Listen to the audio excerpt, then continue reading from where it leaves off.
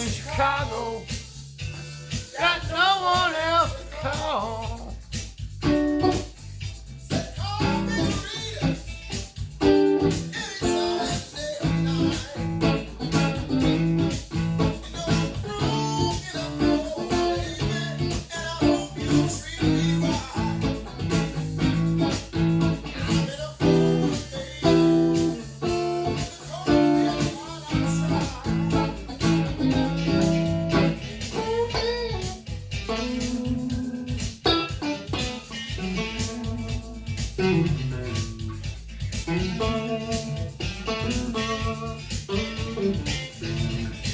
Never sure exactly how he moves around. Robert Cray is it's hard to figure out the way he solos. I fucking love the shit out of Robert Cray.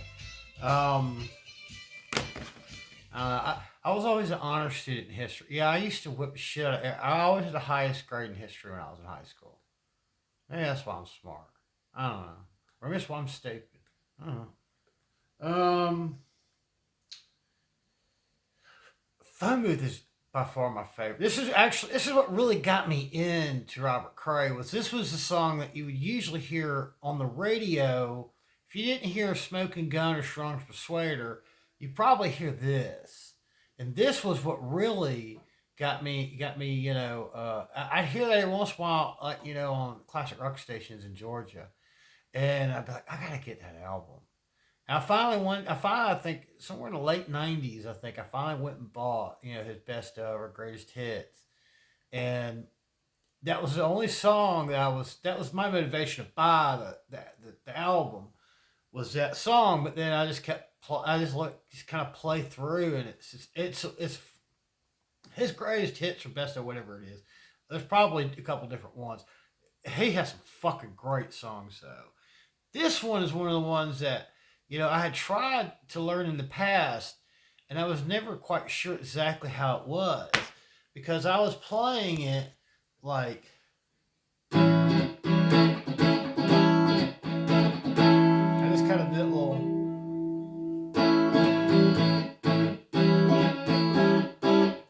But then I realized there's a slide.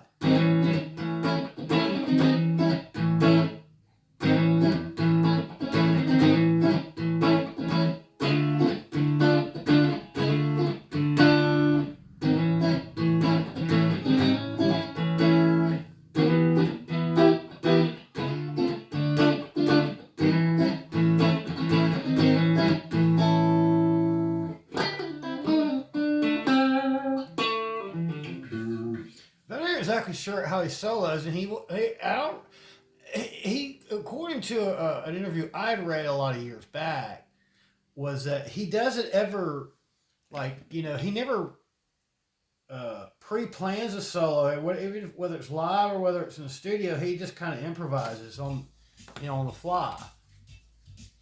But it's kind of like it's that 1-4-5 progression that'd be kind of similar, like playing a shuffle.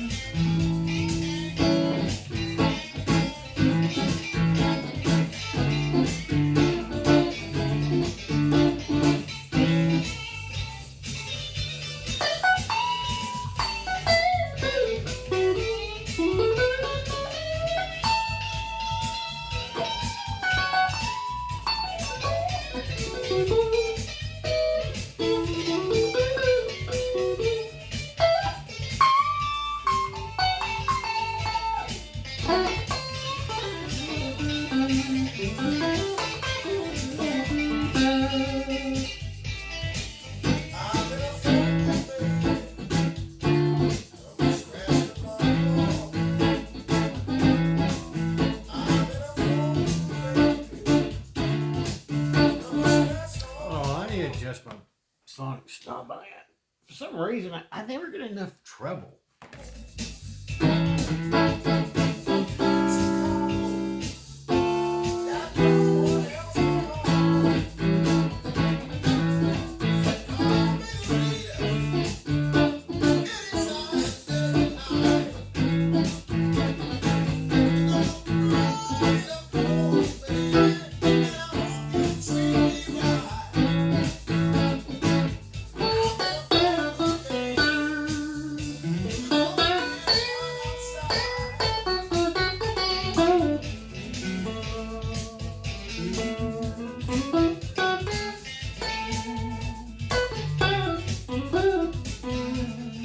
He's doing. And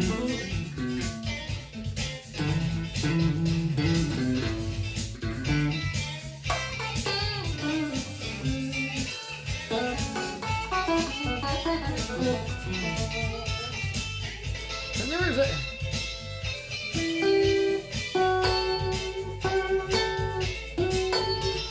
He's another one that does that little trick. I love that when he does it.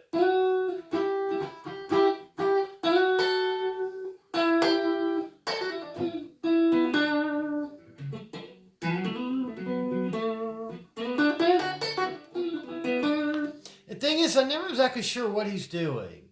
It seems to me like he just kind of switches in between the relative, the major, like he's playing.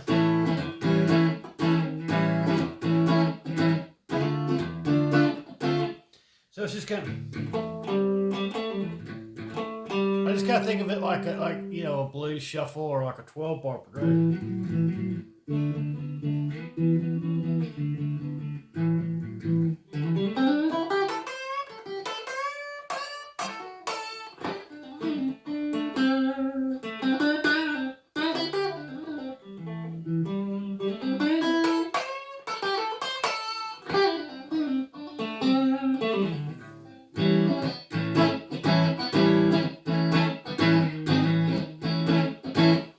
Now, when I saw him play on NPR's Tiny Desk, it's one of my favorite programs. I don't know who's been on it recently, and it seemed like there was a lot of holdup because of COVID, and some people unfortunately had to do theirs remotely, which is kind of sad, because I'm if I was one of the artists, I would have been like, well, can I wait? Can I wait? I want to do it there, like. I don't know. It wouldn't have felt the same. I want to be where the Tiny Desk is. I mean, I guess in spirit, at least they were chosen. Um, and he was on there, and I was noticing. That's what I kind of realized. Okay, he does do that slide. That he just starts one fret above and it slides into the key or the chord. And what I'd also noticed was that he's always used not like real heavy gauge string. I mean, he uses 11s, but he said he always tuned at, normal tuning. Well, I guess over the years, it finally wore him down a little bit. I mean, shit, I'm only 47 and a half, and it's hard on me. Play 11s, at an E standard, especially if you do a lot of, bends and, you got, it's difficult. So instead of going to a smaller set of strings, he decided to tune down half step finally. Most people, I wish everyone played a half step down. It'd make it a lot easier. And so like I love to play John Mayer, but it's like, God damn it, I always got to keep one strat that's tuned half step down for Stevie Ray or Jimmy or whatever else. But then I always got to keep one that's in standard tuning for shit like Robert Cray and John Mayer. And that's the thing is I noticed that he was like, instead of, playing where he starts here.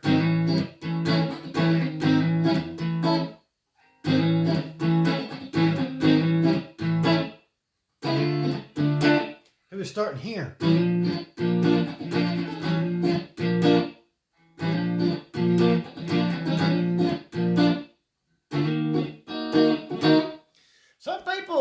Some people, I guess, are really adamant about not changing the key, because that's the thing is because you've heard it in A. If you hear it, half step down, Because it actually does seem to make a big difference in the sound of it. You lose some chiminess or something. And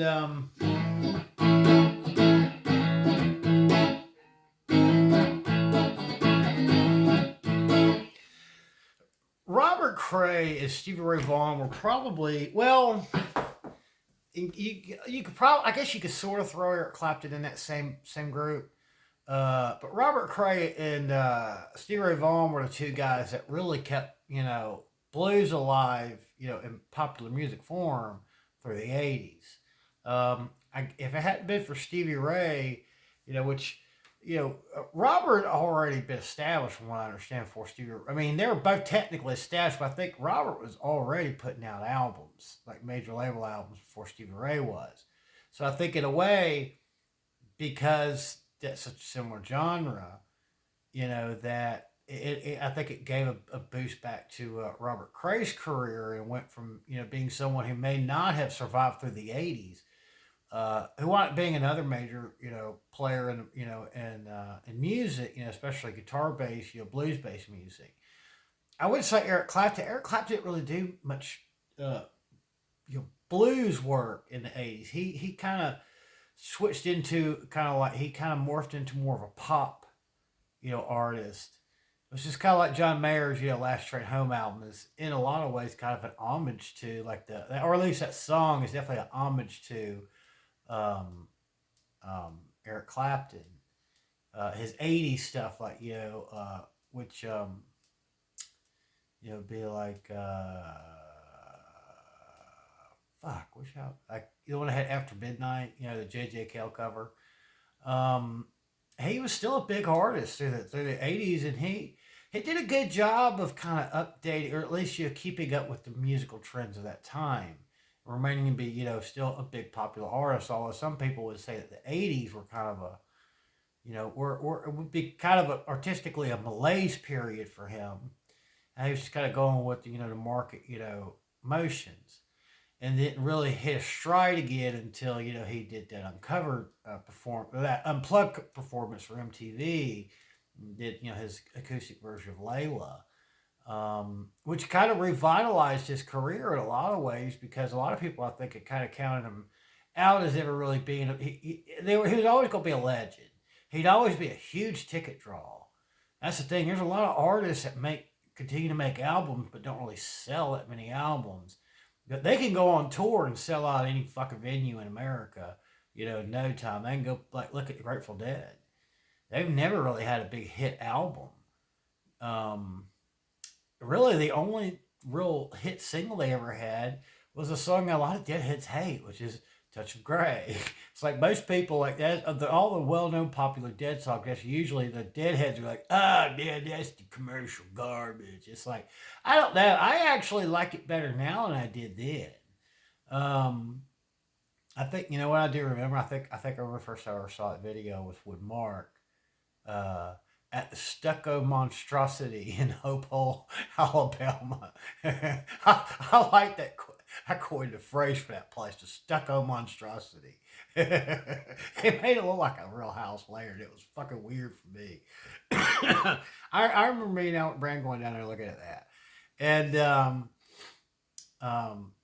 it was like, holy shit, it looks like a regular house. Hey, old Bale's proud of his stucco monstrosity, though. We got a lot of great memories from there, from when we were kids. But I remember, I think the first time I ever saw that, I didn't know who the fucking Grateful Dead was, and I think Mark was fucking ribbing on it. He was like, um, but yeah, I think I remember watching it. We had one of them, like, Take Me to Your Leader, kind of like spaceship satellite dishes in the backyard. We had like one of them 6, 7, 8 footers, and we were lucky though. We didn't have to go out there and turn a crank. Yeah, we had the good shit. Oh yeah, the old man loves some TV. Yeah, he wanted to watch programs about birds fucking, in Portuguese or something. I don't know. I got to be like that too. I watch way too many documentaries. But that I remember the Robert Cray videos from the 80s. I actually probably remember the Robert Cray ones more than the Stevie Ray Vaughan ones. Cold Shot got a lot of airtime on MTV, but so did like Smoking Gun got a lot of airplay on MTV. And that was back in the days when MTV was really a music television network. I don't know what the fuck it is now. It's like the Rob Dyrdek or whoever the fuck that guy is. It's like the Him Network, like the Ridiculous Network. I don't know what the fuck the deal is with that. Won't they just play videos again? I watch videos all the time on YouTube. It's like maybe they need to figure out that. Yeah, well, I don't know. Then again, there's really not a whole lot of great music out there right now. It's not neo genre shit. Yeah, I don't know. I guess we'll see. Um, I'm in a phone booth, baby. Going right outside.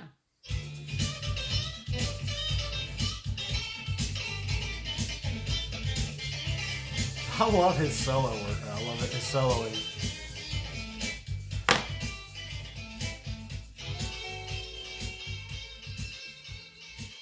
I think he's doing it.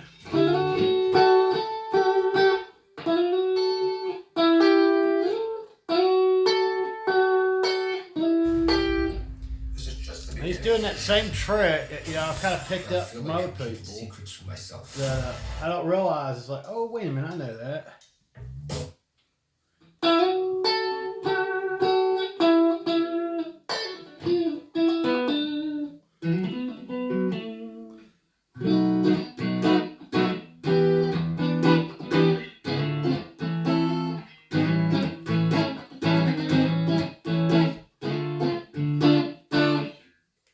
Now, Robert Cray is a very interesting artist in the fact that he does it. There's a lot of stereotypical things about blues artists that don't exactly apply to him. He's not from Mississippi, or Texas, or Louisiana, or Arkansas. Right? He's from Seattle. Well, Jimi Hendrix was from Seattle, and Jimi Hendrix is pretty much just like fucking was really hardcore, acid blues on a fuzz pedal, run through a Marshall stack. But he, from what I understand, the way he got into the business was through being a sideman for Albert Collins, who I've touched on Albert Collins a little bit in the past, but I'm probably going to touch back on him again because he's got a lot of great songs. Not Albert King, Albert Collins. Albert Collins from Houston, Texas. Albert King, I believe, I think he's from Dallas. Or no, he's from, Albert King's from Mississippi. No, fuck, I don't know. I think Freddie's from Dallas. Freddie King's from Dallas. B.B. King's from Indianola, Mississippi. Albert Collins is from Houston. I was trying to think if there was another big, legendary blues artist from Houston. I can't remember or not. It's not top of my head.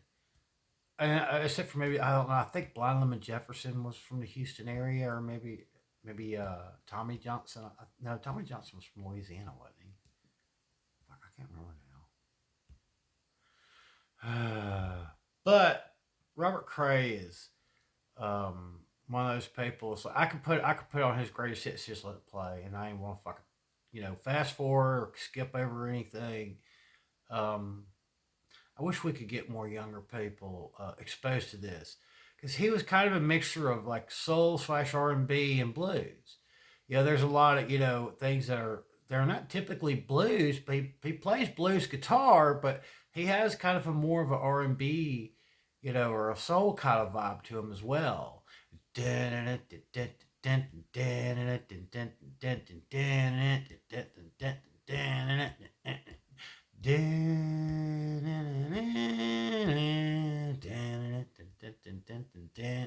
definitely got that Texas kind of chuggy rhythm to him, but he does it more of like with a soulful kind of feel. Plus, the way he sings is more of a soulful kind of.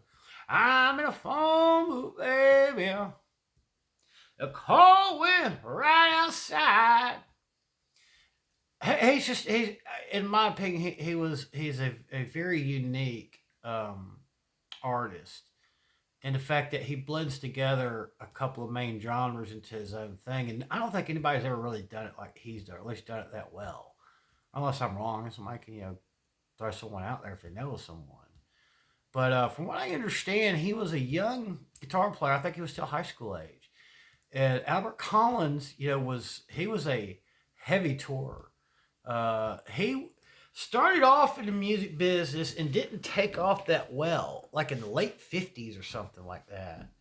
Late 50s, or maybe very early 60s. And then he took like 10 years off and worked for like the Texas DOT. Yeah, he worked just a regular job like everybody else, either driving a truck for them or something. Or I think he worked for the DOT though. That wasn't it, then maybe he was an 18 wheeler. He drove a rig for a private, trucking company or something like that.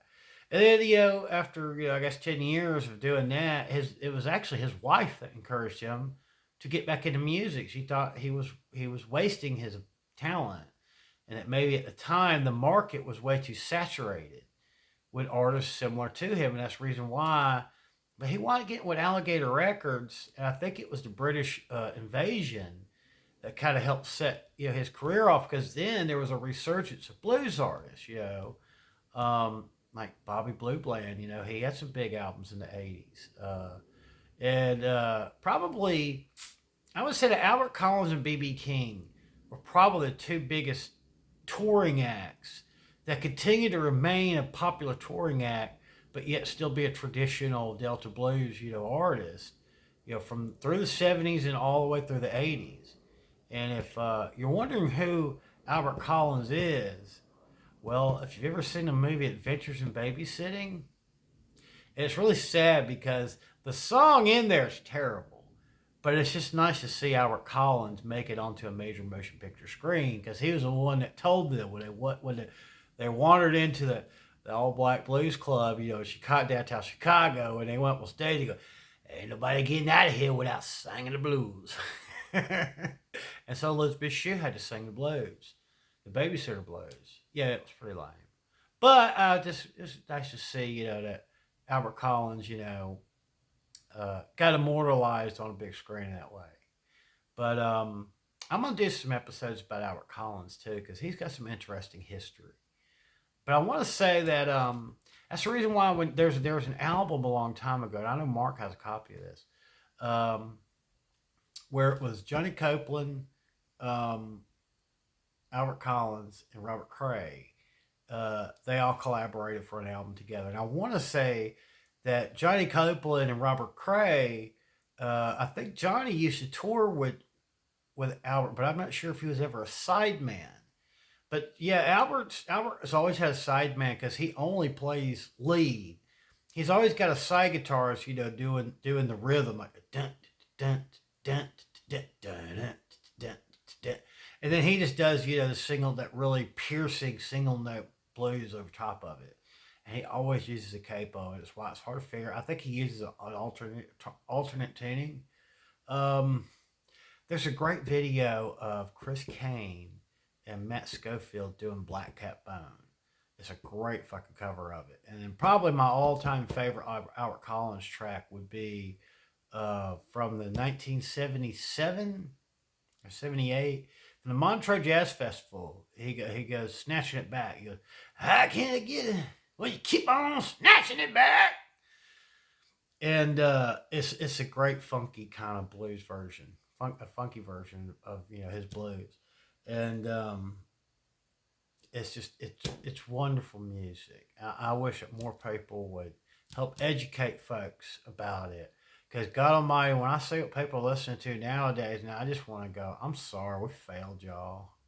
Yeah, we should have crammed it down your throat at a young age, because God Almighty, some of the shit they put out now is horrendous. Um, I never see a Tesla come through here. I don't trust them things. I don't trust no car. Don't make no noise. It's like I already got issues. My ears swelling up to where it's hard for me to hear. It's like I don't want to rely just on goddamn tire noise, you know. No, I don't step off a fucking curb, get hit by one of them goddamn plastic fucking rolling spaceships. They don't make cars no more. It's a shame. And now I got these. Yeah, yeah. Our electrical grid's not going to support that. There's no point in everyone switching over to electric vehicles if we're not going to boost up our fucking electrical grid. Yeah, fucking antiquated our shit is. Yeah, it can't handle that. Yeah, I just shut up now, because I don't want to get some fucking. I don't want to get some goddamn some obsessive compulsive hippie wanting to have a goddamn save the earth argument with me. It's like, hey, the earth has survived through so much. Trust me, when the earth's tired of us, it'll make us go. All right. So how do you mom and them for me? Love y'all. Bye.